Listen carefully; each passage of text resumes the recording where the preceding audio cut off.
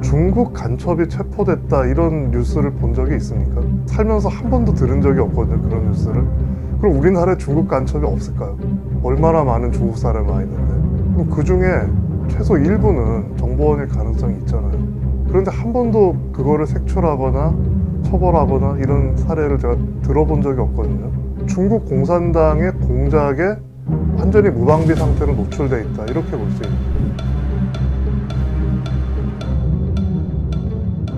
중국 대학교하고 우리 학교하고 이 교류 협정을 이제 맺으려고 할 때 그쪽 대학 측에서 중국 학생들이 성신여대에 오면은 우리 성신여대 내에서 공산당 활동을 보장한다라는 문구를 그 협약서에 넣어달라, 이런 요구가 있었다고 합니다. 아무래도 이제 국제교류처장도 조금 찜찜하잖아요. 우리나라에서 공산당 활동을 보장해도 돼? 이런 좀 의구심이 들었던 거죠. 그래서 저는 그때는 특별히 이제 법률 검토는 하지 않고 당연한 이제 상식으로 그건 안 된다. 그렇게 해서 그 학교하고 교류 협정을 하지 않았습니다. 사람들은 우리나라에서 공산당 활동을 하면 당연히 처벌받는 줄 알거든요. 그런데 막상 법을 찾아보면은 그런 게 없어요. 그게 놀라운 사실이죠. 그러면 사람들이 그럴 거예요. 국가보안법이 있지 않냐. 그런데 국가보안법을 찾아보면은 공산주의나 공산당에 대해서 나와 있지 않아요. 오로지 반국가 단체를 타겟으로 해서 만든 법입니다. 반국가 단체라는 거는 국가보안법상으로는 여기 뭐 정부를 참칭하거나 국가를 변란할 것을 목적으로 만든 단체. 참칭이라는 거는 실제로는 정부가 아닌데 감히 정부를 칭하는 그런 놈들이다, 이런 뜻이에요. 왜 국은 아예 국가고 중국 정부는 정부잖아요. 국가보안법에 해당이 안 돼요, 반국가 단체. 그러니까 그러니까 우리나라에서는 모든 게 북한하고 관련이 돼야 국가보안법상의 처벌을 받는다라고 볼 수 있는 거죠. 형법상의 간첩죄로 처벌을 받을 수는 있어요, 사안에 따라서. 근데 문제는 형법에도 보면 간첩이 뭐라는 게 정의되어 있지 않아요. 그냥 간첩을 한 자는 처벌한다고 돼 있어요. 근데 그러면 뭐 어디까지가 간첩이냐, 이것도 애매모호한 거죠. 우리나라에 있는 어떤 사람이 자발적으로 외국의 공산당에 동조를 했다라고 했을 때 처벌할 수 있는 조항이 마땅치가 않습니다. 중국 학생들이 우리 학교에서 공산당 활동을 해도 막을 수 있는 수단이 딱히 마땅한 게 없어요. 우리 국가의 안보에 위협이 되는 행위에 대해서는 처벌을 할 수가 있어야 되는데, 우리나라는 이상하게 그런 거를 하려고 하면은 마치 공산주의자가 아닌데 공산주의자로 몰아서 처벌했던 그런 과거에 이제 그거를 떠올린단 말이에요. 근데 지금 우리나라는 지금 그게 문제가 아닌 거죠. 지금 우리나라 자체가 상당히 그 주변국에 의해서 영향을 많이 받고 있고 상당히 위험한 상태에 있습니다. 적어도 중국 공산당의 공작에 완전히 무방비 상태로 노출돼 있다, 이렇게 볼 수 있는 거죠. 그러니까 집단 행동을 할 수 있는 거죠. 예를 들면 홍콩을 지지한다는 대자보를 붙이거나 그런 것도 막 훼손이 될 수 있는 거죠. 그것도 조직적으로. 그러니까 지령을 받아서 조직적으로 그런 활동을 할 수 있고, 거기서 더 이 친구들이 간이 부으면은 한국 학생들에 대한 직접적인 위해, 협박, 이런 것을 할 가능성도 있는 거죠. 이런 거는 실질적인 위협입니다.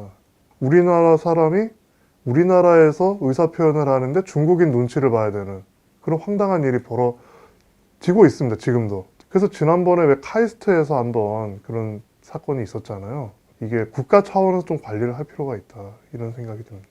당신 레벨은 중국인 학생을 받으면 안 된다라든지, 아니면은 그 뭐 통신 보안에 유념을 해야 된다든지, 이런 것들을 수시로 이렇게 좀 이야기를 해야 된다고 생각합니다, 정부에서. 그게 교육의 형태가 됐든 뭐 공문의 형태가 됐든 뭐든. 저는 당연히 우리도 미국처럼 공자학원을 퇴출시켜야 된다고 생각을 해요. 공산주의에서는요, 원래 유교를 좋아하지 않습니다. 공자가 위대한 사람이 아니에요, 공산주의 사상에서는.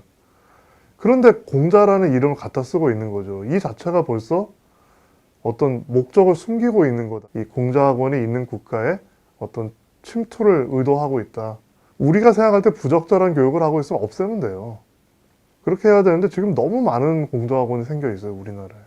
중국을 바라보는 시각을 우리가 재정립할 필요가 있다.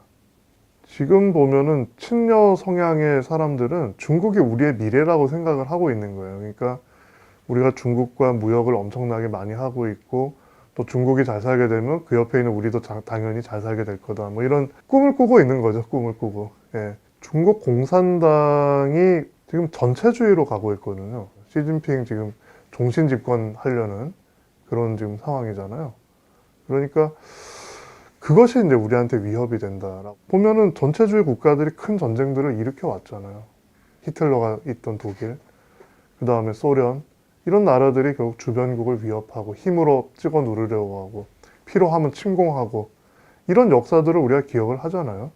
그러니까 저는 국가보안법을 좀 개정을 할 필요가 있다고 생각을 해요. 지금은 모든 게 북한에 초점을 맞춰져 있어요. 이게 과거에는 우리나라의 어떤 그 위협을 가하는 존재가 사실상 북한밖에 없었고요. 지금은 이게 사정이 달라졌잖아요. 우리나라 국가 안보에 위협이 되는 그러한 것들을 범죄로 규정을 하고 그 범죄에 대해서 처벌하는 그러한 법이 있어야 되는데 지금 우리나라 국가보안법 말은 국가를 보안한다 그러는데 전혀 우리 국가를 지킬 수 없는 법이에요.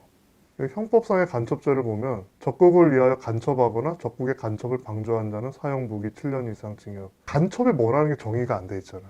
어디까지 간첩이냐 이게 문제고, 그 다음 중국이 적국이냐, 이것도 우리가 중국을 적국으로 규정한 적이 없죠.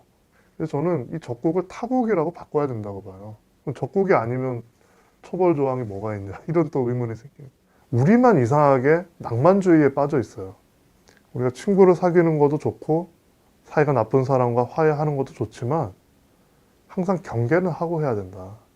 주변국을 미워하자, 뭐 대결 구도로 하자 이런 게 아닙니다. 우리가 경계를 잘 해야지만 안심하고 우리가 악수를 할 수 있는 거죠. 그 점을 좀 명심했으면 좋겠습니다.